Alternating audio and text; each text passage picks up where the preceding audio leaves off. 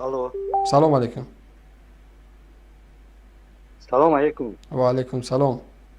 امیدوار امیدوارم که خوب هستید، با عافیت هستید. تشکر، سلامت باشین. سامان میخوام صحبت خودم از همین سوگند یاد کردن پرزیدنت سر کنم. بفرمایید. وقتی که سوگند یاد میکند، به فکرم بعد یکم دقیقه و سوگندهایی که یاد میکند ای خاطرش میرود چون نمیتونم مهم. با شیر مادر و با خدای با چیهای قسم با کنستوسیه که خی خودش علاقه تجاوز کرده است قسم میخورد. خی و شیر مادرش رو با خدا وقتی که قسم میخورد و یک پرچگی مرزی دولت میگه او چی رو در نظر داشته باشد من نمیفهمم. من شاید همینش رو نمیفهمم. شاید بعد از خودش بفهمونیم که چی منظورش چی باشه. و وقتی که تو صدای قسم کامپیوتر میخوری منو بنده که ماشین. بله. یک پرچگی مرزی دولت من حفظ میکنم و این زمین این چینی ها به دادنش او باید قسمش کتی چخیل همین فکر یگان فکر نداشت باشد در همین باره. فکر وقتی که متهم میشه قرضدار میشه یگان فکر دیگه سر نمیبره. خودت برادر عزیز مثلا قرض میگیری دیگر یعنی جان تا میبیارن در همون نوک جانت میبیارن که بچه پلا بته نه تی تمام چیکار میکنی؟ مجبوری که همون یگان چی بتینی یک گردن بند یک چیلو است نقره چیزی که یک گاو است چیزی که در قولت باشه میگه میره بگی خیلی همسایه ندارم. درست؟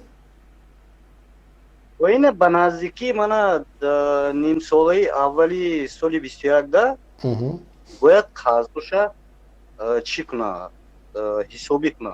بله. ای کجا انا دینا کمیته اندازی جمهوری وای برآورده که قانون نو برآورده که گوگل و انا چیایی که در حدود جمهوری چی میکنن فعالیت میکنن همونو باید انداز کنند و بعد بلوگر رو انداز کنند. بله اکنون بله. دیگر منبع اندازتانی نموند. بله. و تو احمق آخر از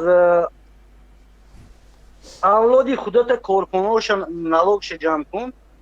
انو پولی راهی پلکیه که دوشنبه چنوق میگن چی میگن و با بله شرکت ایرسی که شمال ساختگی است. کوردستان چی میکنن او وی انداز شگیر.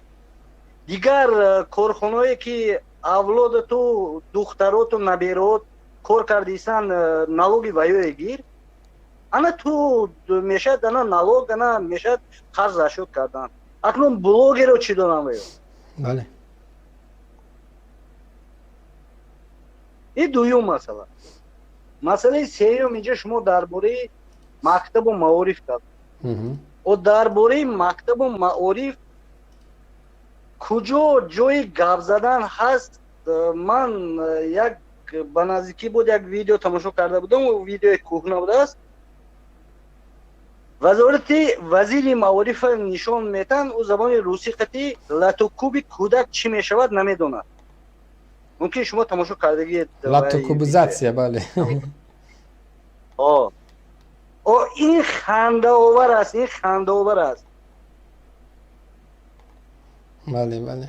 کجاست ما ای گام میزنیم ای معارف و کجا گام میزنیم ای باسوادی خلق. بله.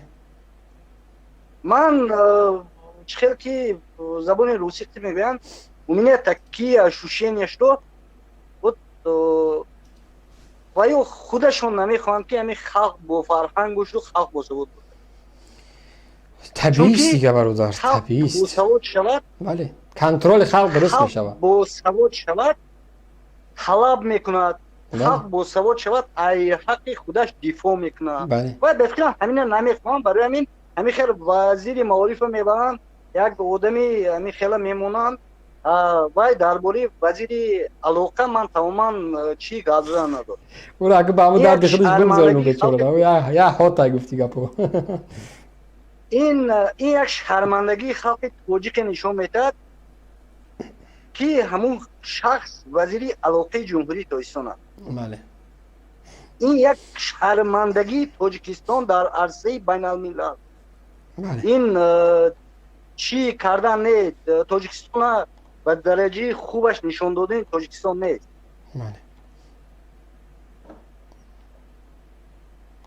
درست. این یک شرمندگی خلق تاجیک نشون میده. نخود در بین 9 میلیون خلق تاجیک نباشد همین یک شخصی با فرهنگ و سواد که گیری همون وزارتات دمانی و بگیری همون چیات دمانی.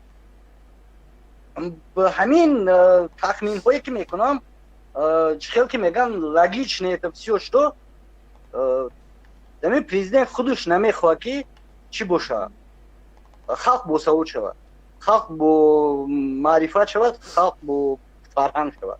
بله این طبیعی دیگه. اگر که نظر کنی رهبری که میخواست لااقل در طول 30 سال یک کمک مشکلات ها را بیرون کنه، لااقل جامعه را کمی سالی میکرد، نسل جوان کمی با فرهنگ میشد، با علم میشد، با مدنیت میشد، یک برنامه ساز میشد. همه مهاجر از هر یک گوله یک مهاجر است. طبیعی است که حکومت چنین میخواه، به خاطر که خودشون نه سیاستمدارن، نه برنامه خوبی سیاسی دارن، نه دولت و دولت‌دارای پیش برده میتونن. حکومت تاجیکستان را به یک بانک مفلس شده آوردن. تاجیکستان یک بانک است که مفلس شده است، دیگه مبلغی نداره، قرضدار است، رو به برهم زدن است. اما شر میکنن، میگن که ما نمیتونیم دستاشون را بلند کنن. ترس از مردم دارن که بالاخره مردم جلوی اینا را میگیره و یا را طلب میکنه که شما چیکار کردید، چی جنایتی کردین. راهی برگشت ندارن، راهی ظلم گرفتگیان تا آخرین نفسی که دارن و تا زمانی که مردم بیا از همو گلسکو جان بخپه و از همو جای کارشون در بیرون پردن دو لغت در کجا بدن برون بخیر. از همین طرز داره به همون خاطر ظلم تمام. لیکن چی هست سامان میگن همین وقتی که امپریا عمری خودش میبیند و با آخر میرسد، همونجا همین خیلی یک قانون و یک قراردادهای میشود که این قانون و قراردادها و یگون چی طوری نمیگیرد، یگون معیارهای اخلاقی انسانی طوری نمیگیرد، بله. اخلاقی موافق نمیاد. این نشانه اون است که او امپریا همون حاکمیت اوجه فرسوده است، آخر رسیدن. بله فرسوده است و آخر رسیدن دارد. بله من حاضر همون نشانه‌اش دیده است. بله درست. سلامت باشید. من این چی کردنی حبس کردنی بابای دانه و ظلم با دیگر نموداش که من خلق دیو دیگر نمونه‌اش دیده استم. بله تشکر، زنده باشین، خدا نگهبانتون.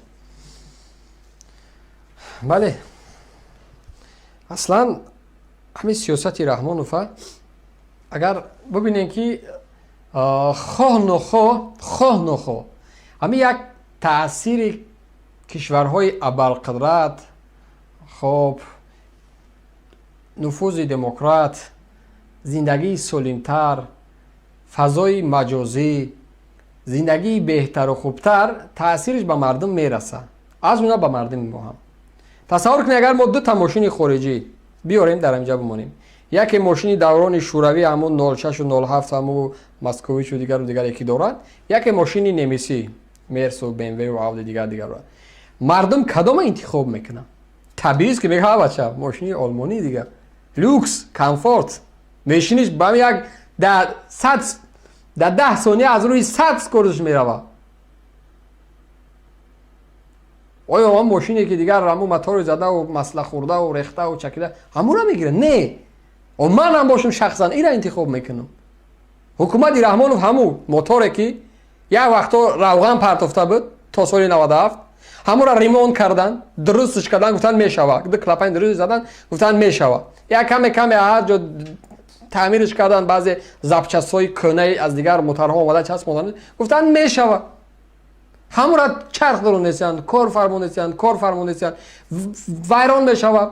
باز یک استا میرن از یک جا میرون، بدبختی است که لااقل با پول خودشون نمیخرن همون زبچست تجهیزات، میرون از کشوری همسایه با قرض میخرن.